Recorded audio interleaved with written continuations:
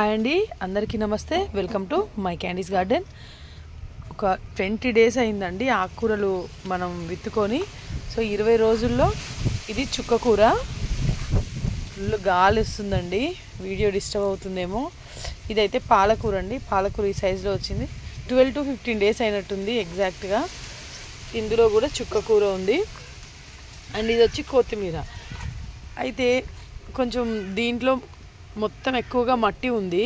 ఈ మట్టి ఉన్న దాంట్లో కొంచెమే అయింది కదా కొత్తిమీర. సేమ్ డే ఇందులో వేసాను చూడండి. దీంట్లో కోకోపీట్ ఎక్కువ ఉందన్నమాట. ఈ కోకోపీట్ ఎక్కువ ఉన్న దాంట్లో ఎంత చక్కగా వచ్చింది చూడండి. అంటే ఈ డిఫరెన్స్ ఇప్పుడు మనం వేసాం కాబట్టి తెలుస్తుంది. ఈ చుక్క కూడా చూడండి, ఇది ఇంత పెద్దగా అయిపోయింది ఈ ఆకు.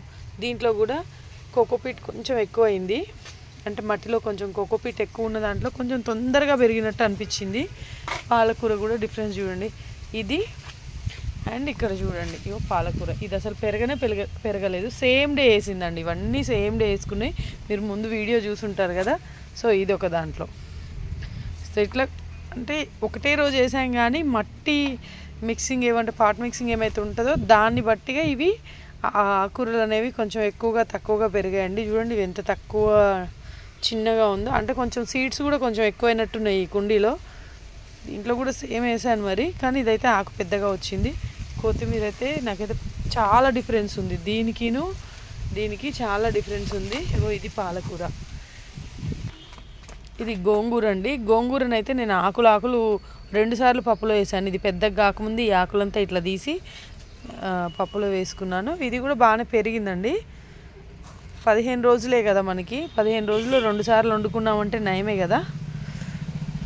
సో ఇదండి మన చిన్న గార్డెన్. మళ్ళీ స్టార్ట్ చేసామని చెప్పాను కదా. ఇది సిలోన్ బచ్చిలి. ఆ రోజు కూడా చూపించాను కదా.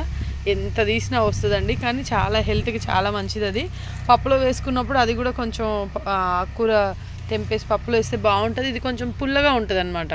సిలోన్ బచ్చిలి పుల్లగా ఉంటుంది. సో ఇది చూసారు ఎంత గ్రీన్గా ఉంది garden. Thank you for watching అండి. బాయ్.